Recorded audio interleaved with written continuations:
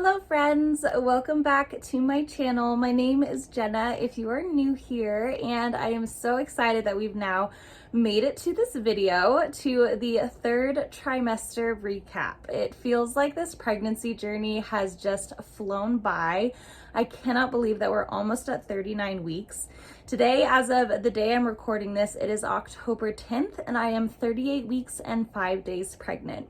I am due on October 19th with my first baby, with our first little baby boy, and my husband and I cannot wait to welcome him so soon. But it feels so surreal to be recapping the third trimester already. I know I still have potentially a few more weeks to go. Could be days, could be weeks at this point, but I am excited to walk through the symptoms of these last 3 months and the things that I am doing to prepare for labor, and then also to have kind of an honest chat with you just about pregnancy, especially at this later stage. So let's first get into symptoms. So I'm gonna walk week by week at when each symptom kind of started, because most of these symptoms started at a given week and then just have continued and have been pretty consistent throughout the third trimester. So in week 27, this is when indigestion really started. And I haven't had terrible, consistent indigestion, but there are a few weeks that are really bad. And so specifically for some reason, week 29 and week 33 got super bad. And now kind of towards the end phase, or weeks 33, 34, 35 were kind of bad. And then he seemed to move down. But occasionally I'll have a really bad indigestion day, like last night, for example. So that has not been a fun thing. Potentially we'll have a little hairy baby, we'll see. But it feels a lot like it has to do with just my belly putting pressure on my stomach and leaving no room for my organs. And then week 28, I marked that baby is getting stronger. So this is when I first started seeing his movements from the outside. So I could look down at my belly and I could see him kick, or I could see him flip over, see him move. And so that has been really fun.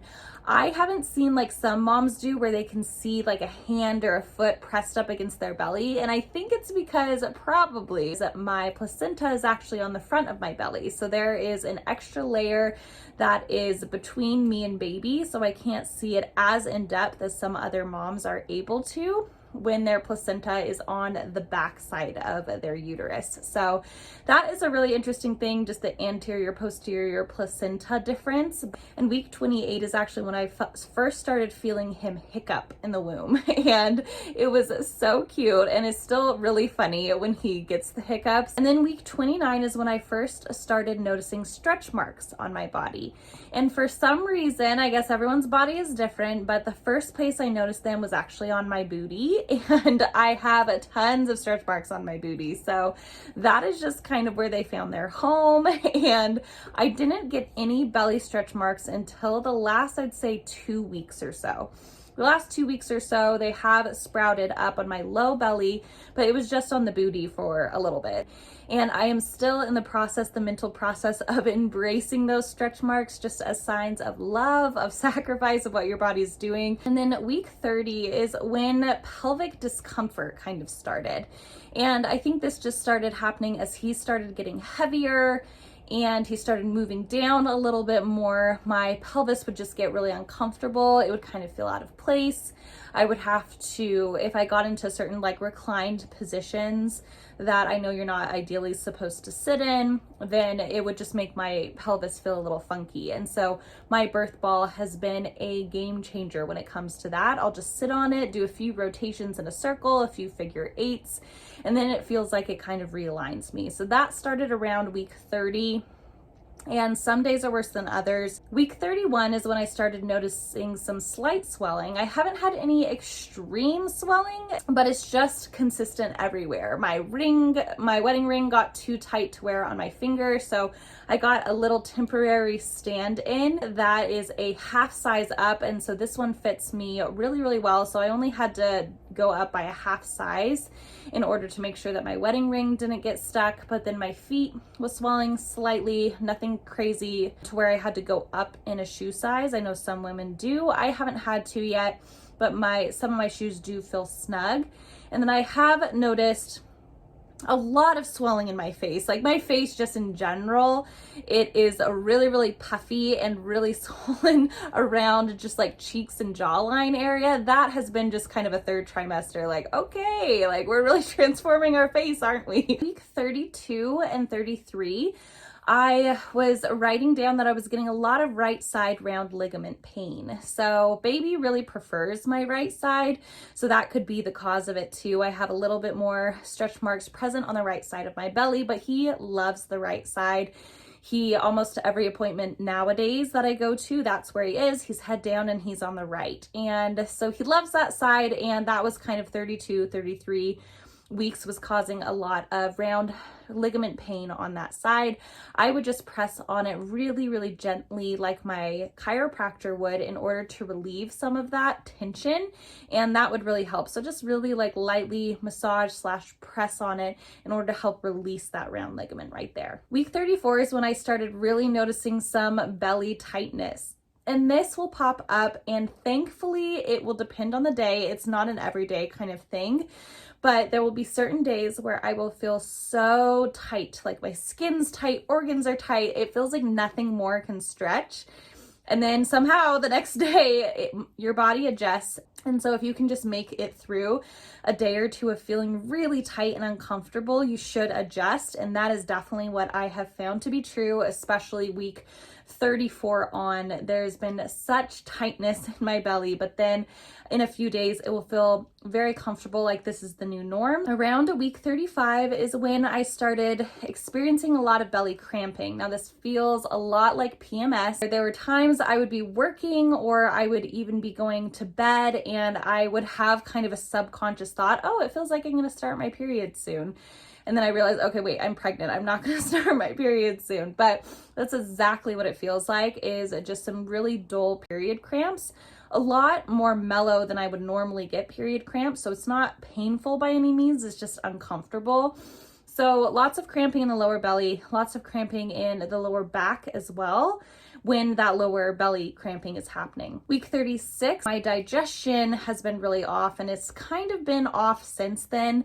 I know that people say that diarrhea can be a sign of labor, but for me, who's had IBS and whose stomach right now is all of my organs are so squished, I don't think it's necessarily a sign of labor, because I have had like just an upset stomach, both indigestion wise and lower bowel wise, for a few weeks now. It just seems like my digestion is just really off. There will be some really good days if I stay on top of taking my probiotics and my fiber.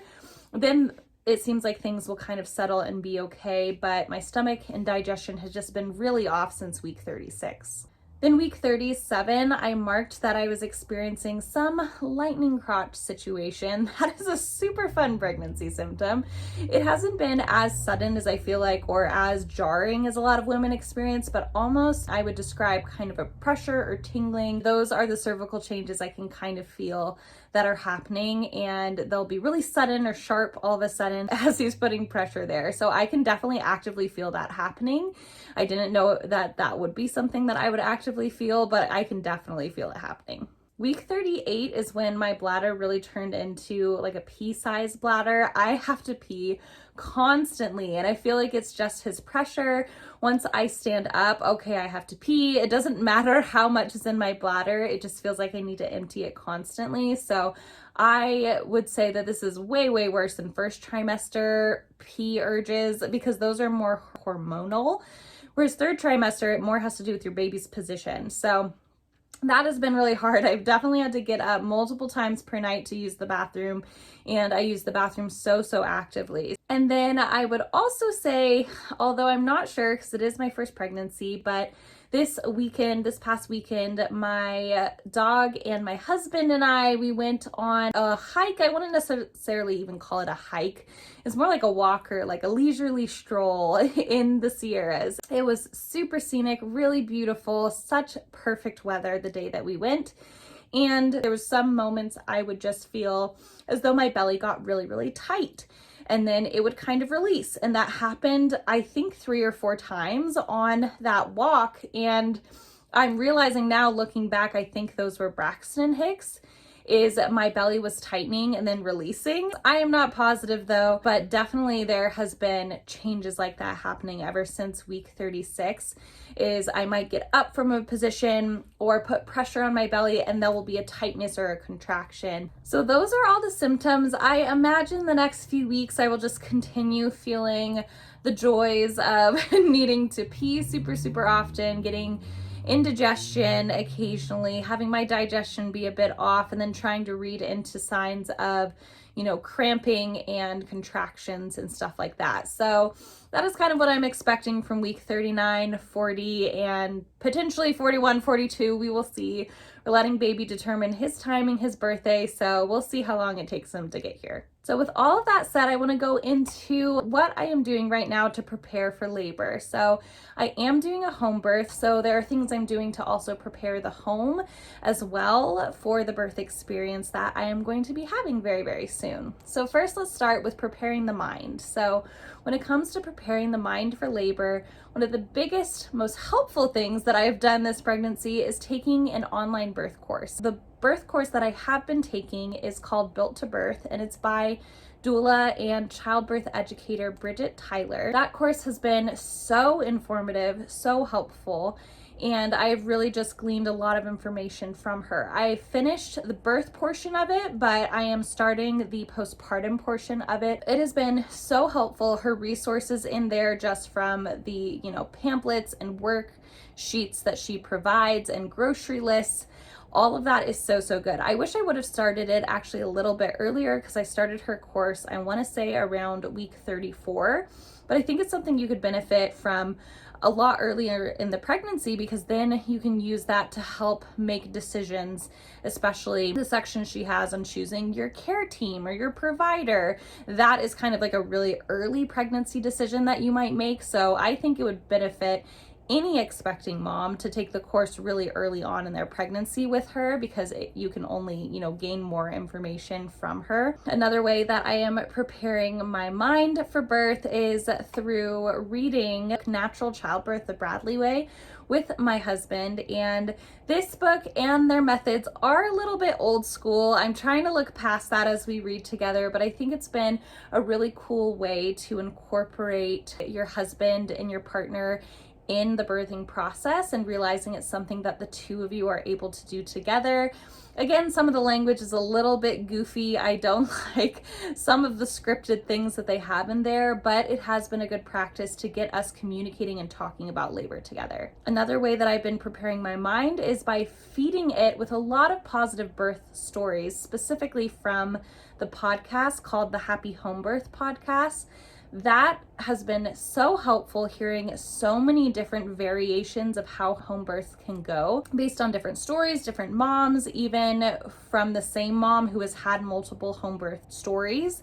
It has been really helpful just to see a wide variety of how things can play out, because I think it's really easy to get stuck in the negative, or to hear a story of maybe a home birth gone wrong, and that can fill you with a lot of fear, especially heading into it for the first time. Another way I have been preparing my mind is by practicing breathing and meditations every night. That has been super helpful. The meditations I have gotten is from that course that I'm taking, but then also I just recently downloaded the app called Christian Hypnobirthing, so I'm going to go through those meditations and affirmations and be sure that I'm familiar with them before birth, but that has been super helpful to do every night as well. So ways that I am preparing my body is throughout this entire pregnancy. In the mornings I have been stretching and doing yoga. That I feel like just maintaining the flexibility and mobility has been super important for me personally.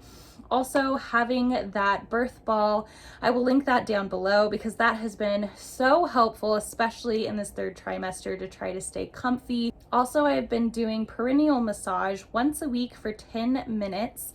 This is according to the guidelines of the birth course that I was taking. I think there are different opinions on how often or how effective perineal massage even is, but according to the birth course, she recommends doing it once a week for about 10 minutes, and I've been doing that from about 35 weeks on. Another thing that I've been doing is drinking red raspberry leaf tea from about 35 weeks on every night. Red raspberry is thought to increase the strength of your uterus so that each contraction becomes more powerful and effective when it is happening. So you can hear some stories. Some women will say that, you know, drinking red raspberry leaf tea or taking red raspberry extract really gave them a super, super fast labor, whereas other women will say that it had no effect even though they were taking it every day.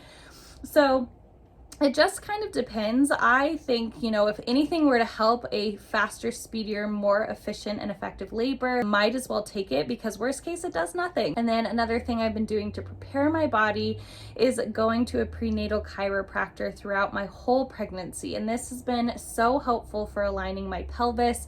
She really gets in there with her thumbs. She could tell on my first visit with her that my pelvis was tilted to the left, for example, and she helped maneuver it back in place, which has kept baby, I think, in a really optimal position for birth. So I would so recommend a prenatal chiropractor for prenatal care. I think it is really helping my body just in terms of staying aligned. And then when it comes to a home birth, preparing your environment is super, super important. So having a cozy environment that is warm, I think, is so important. And I think it's also what attracts a lot of women to having a home birth. And the privacy you feel in your home and the comfort you feel in your home can be a real game changer when it comes to birth. We're also doing a birth tub in that room. We're going to have a diffuser, diffusing essential oils as we go, as well as having some cheat sheets from my birth course just about different positions posted in the room, along with affirmations, positive affirmations, and a soundtrack playing of music. So that is kind of what we're doing to prepare the space to make it really cozy and intimate and personal. And so I am really excited to really continue to help maximize that. So now let's have a little honest chat just about how things are right now. This is a very interesting season of pregnancy because it feels like the entire pregnancy season has truly, truly flown by until about week 36, 37. And so this last month of pregnancy feels like it has then shifted and kind of moved to a slow motion or a crawl to the finish line. And honestly, I feel really grateful for that shift, because if things were to continue to feel like it was running at 1,000 miles per hour, I feel like I wouldn't be able to adjust to this new life change that's happening. So the whole kind of timing thing, I'm actually kind of grateful for it, because it's helping me prepare mentally, emotionally, spiritually to become a mom. And without that slowdown of time, I feel like I would feel a little bit jarred by it. So I am really, really grateful for that. What does make it difficult though during this stage is kind of from 37 weeks on, because 37 is considered early full term. You hear so many stories from people in your circle about the timing that they had their baby in. And so those stories are really sweet, but also really hard to hear as a first-time mom, because, you know, when I entered week 37, I had half the people tell me, oh, I had my baby at 37 weeks. It could happen any day now. And so that makes your mind think, oh, I need to be prepared. I need to have everything checked off. Am I ready? And so it causes a lot of anxiety. But then the other half of the spectrum will say, don't worry, for a first baby, you have plenty of time. You probably won't, give birth on your due date. Instead, you'll give birth much after. So then hearing that end of the spectrum, you think, oh, I have plenty of time. I don't want to rush. I don't want to feel impatient by being ready at any time. I think that's what makes waiting so hard, is you want to be ready for it to happen at any day now, but also it may be weeks from now. So you're kind of spending almost a month and a half in this headspace of, okay, it could happen.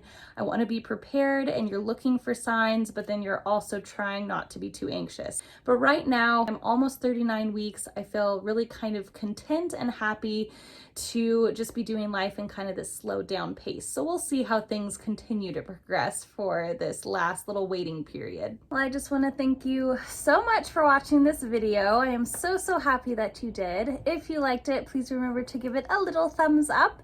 And I would love to hear about your own experience within your third trimester, or maybe if this is your first pregnancy, and what your thoughts were on your first or your second. I would love to hear and know more about your own experience. But thank you again so much for watching. I cannot wait to catch you on the next video.